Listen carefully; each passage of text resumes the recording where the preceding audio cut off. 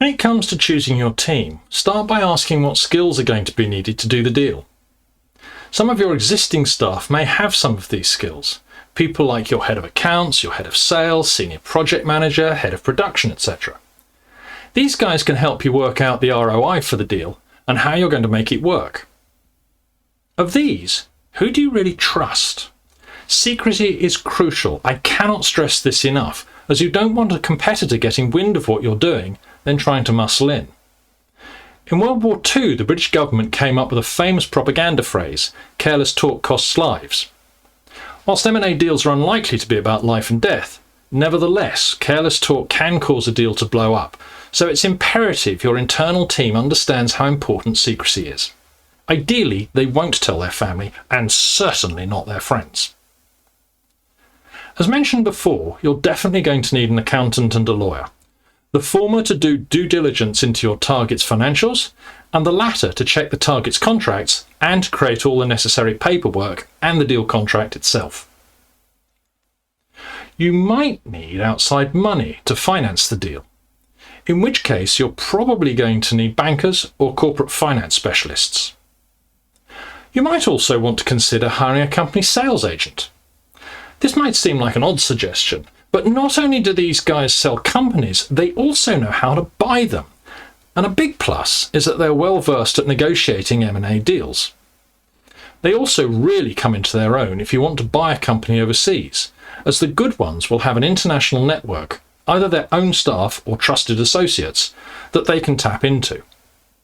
There's some interesting research done by Professor Lee Thompson of the Kellogg School of Management at Northwestern University in the US, which shows that if you do the negotiations yourself, rather than use a professional, you could end up overpaying by 30%, which is huge. Something to ponder, yes? Now, before we leave this slide, there are a couple of points I need to make. You definitely need some professional help. How much will depend to a large extent on your expertise and the complexity of the deal. I've bought and sold many companies, and I wouldn't dream of going it alone. Doing due diligence without professional help is a massive risk because it's your fault if you get it wrong, and getting it wrong is very, very expensive. The key thing you should look for when hiring any professional is proven M&A experience. This is absolutely crucial. Few accountants and lawyers specialise in M&A work, and in particular the due diligence side of things. It's a different mindset, and you need people who can spot when something isn't right and know what questions to ask. So I'd suggest that hiring the lawyer who conveyanced your house or the accountant who files your personal tax return is probably not a good idea. Another benefit of hiring M&A specialists is that they're much more likely to get the deal over the line in a timely manner. Remember deal fatigue? Because they know the process. Also, they should charge fixed fees, meaning that if the deal takes longer than they expected, their profit decreases, which concentrates the mind wonderfully. A non-M&A professional is likely to charge on a time-used basis because they lack the experience to know how long this process should take, which, at a stroke, removes any incentive to get the deal done.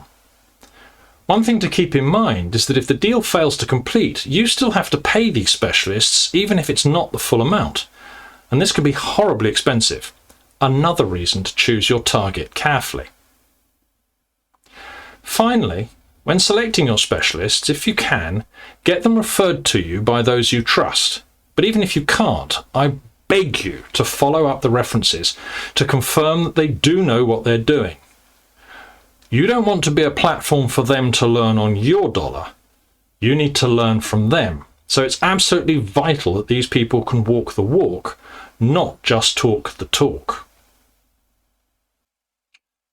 At last, we've arrived at the fun part, doing the deal. Much of the grunt work needed will be done by the professionals you've hired, but it's still going to take up a lot of your time, particularly as you get close to completion. Before we get into this, we ought to define what we mean by a good deal. When I ask a live audience what they think, the first answer that nearly always comes back is win-win. And in truth, that's the default position that most of us think of. But if you think back to some of the deals you've done previously, how often did you end up with a win-win outcome? Compromises are always made, and some people are just better negotiators than others. Deals also tend to be tilted towards the bigger party and against the party that wants it the most. Let me show you. Let's assume that you're a major car manufacturer and that I make steering wheels. There aren't that many car manufacturers globally. Lots of brands, yes, but they're owned by just a handful of manufacturers. How many companies do you think make steering wheels? That means you've got lots of steering wheel suppliers to choose from, but I've only got a few potential clients. You're a multi-billion-dollar company and I'm worth only 20 million, say. And you've got a large procurement department who negotiate for fun, whereas I've just got me and my head of sales. How on earth do we get a win-win here? I'm effectively an ant sitting on the back of an elephant. So I'd like to share my definition of a good deal with you. To me, deals are like a seesaw, and my aim when negotiating is to get it to come into balance. To do that, the bigger party is going to have to move towards the fulcrum point. Think about how kids on a playground seesaw move around to make it balance. So what does this mean in terms of getting a good deal? Well, I believe a good deal is where both sides hurt the same relative to their size. How do we know when we get there? When the deal's signed and you've cracked open the champagne, you'll be chatting with the other side and they'll say something like, "You did really well here, we could have done a bit better." And your reply is like, "Yeah, thanks, but I was thinking the same thing about you." In other words, you both feel that you could have done better. In which case, I'd argue that this deal has the best chance of being successful. If the deal is lopsided, I'll bet that in the long run, it won't work, because the side that feels that they lost will resent it and won't put their best efforts into making it work. So whatever deal you're doing, I'd urge you to try and get an outcome where both sides hurt the same relative to their size to give the deal the best chance of success. Now, we know what we want, but how do we get there? The first and most crucial step is to build a relationship with the other side. You really do need to build rapport. It's human nature to want to deal with people that we like, so being nice with a little flattery goes a long way. The more quickly the other side gets to like you, the more likely you are to get to heads of terms in deal structure ahead of any other suitor. Whatever you do, do not diss the seller. If somebody disses us, we tend to dislike them. Again, it's human nature.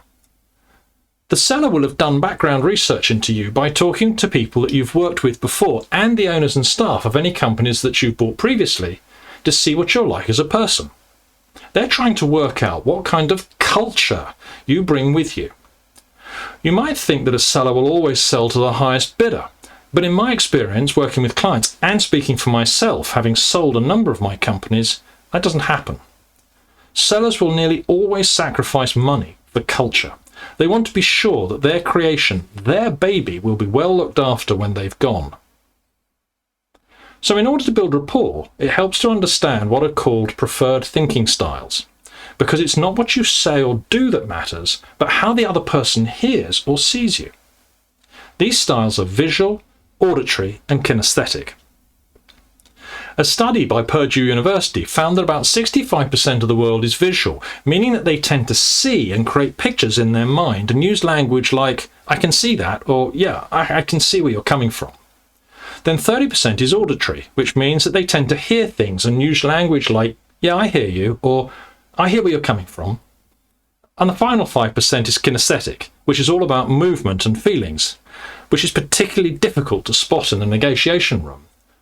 But it's not so important, as in all the deals that I've done over the years, I've yet to come across any kinesthetics. Another technique for quickly building rapport is what neuro-linguistic programming practitioners call match and mirroring, which in simple terms is when you see what the other person is doing and copy it.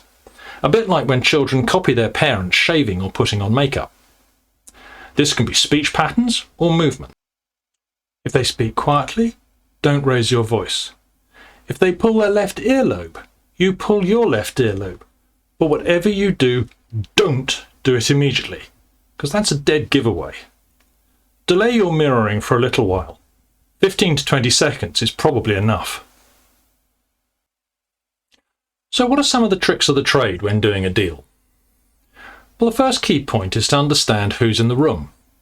Are they the actual majority shareholder? And if not, who do they report back to? It's really important that you work out where the power lies in the room. For example, it may be that they have a sales agent working on their behalf who'll be doing the majority of the talking, but they don't have the power, so you should address your key points to the owner of the business. Look at them when you're talking, engage with them, because ultimately it's their decision whether they sell to you or not. Next, I strongly recommend that you role play beforehand. If the seller is using a sales agent or somebody like myself who's prepared them for an exit, they'll certainly have role played beforehand. Let me give you an insight into how important role playing can be. I had a client who was doing a deal with a Seagram's organisation in Canada. We were definitely the ant and Seagram's the elephant. The night before we went into the negotiations in Toronto, we role played several scenarios. Afterwards, on the drive back to the airport, my client couldn't get over the fact that probably 95% of what we'd role-played came up in that meeting. And they were increasingly comfortable and confident as the negotiations went on because of the role-playing that we'd done. Always be prepared to walk away. You're in a buyer's market. Remember, 80% of companies don't sell. So don't get sucked into a deal and overpay. Let me ask you a question. Have you ever bid at an auction? I always ask a live audience how many people have bid on eBay. And then I ask them how they felt after they'd won. Would it surprise you to learn that many felt disappointment afterwards because they'd paid more than they'd planned to? Like auctions, doing deals is exciting and it's easy to get carried away, so never forget the price versus value discussion we had earlier. You want to get your planned return on investment or better. If you're not, walk away and pursue one of your backup options. Now let me talk a little about earnouts. An earnout is when you, as the seller, must earn some of the money that I'm paying for your business. I'll give you a lump sum on completion of the deal and then make an additional payment or payments based on some type of performance metric, which is often around profit and turnover, but that's not cast in stone. Most buyers want an earnout in the deal structure. Sellers don't, for obvious reasons. When I was buying and selling businesses back in the late 90s, earnouts were very, very common. Then they fell out of favour, but they seem to be making a comeback. Only you can decide if you want one or not. The upside is that you can save money if the agreed metrics are missed. The downside is that it can lead to the seller and the seller's team, who are now working for you, becoming demotivated. As you now control everything, it's easy and tempting to move the goalposts. Let me use an analogy to show how easy it is. So I've bought your business using an earnout, which is a bit like you and I agreeing that we want to go on a road trip together in my car from New York to Chicago to celebrate our deal. Now, I really suffer from the cold, and it's currently minus 20 degrees in Chicago, so I decide, without telling you, that I want to go to Miami. How many towns and cities are the same on the routes from New York to Chicago and from New York to Miami? Answer: 0. Just let that sink in for a moment. I've bought many businesses in my career and I never ever paid an earnout. I actually regret that now, as I lost some good people that I wanted to keep. So be very clear whether the advantages of an earnout outweigh their disadvantages. The final thing I want to talk about here is warranties, which you will definitely want to get from the seller. When you buy a business, you can't always identify or quantify every risk during due diligence. For example, the buyer will probably tell you that there are no tax issues for the company, because to the best of their knowledge, there aren't. But what happens if, once you own their company, you discover a major tax liability? Clearly, you're not prepared to settle this because it happened on the seller's watch. So how do you get this resolved? The answer is warranties. Effectively, you're asking the seller to warranty that what they're telling you is true, and to accept that there are financial penalties for them if that turns out not to be the case. They're a standard part of most M&A deal contracts. I hope you never have to call on them, but it's good to know that you have them just in case.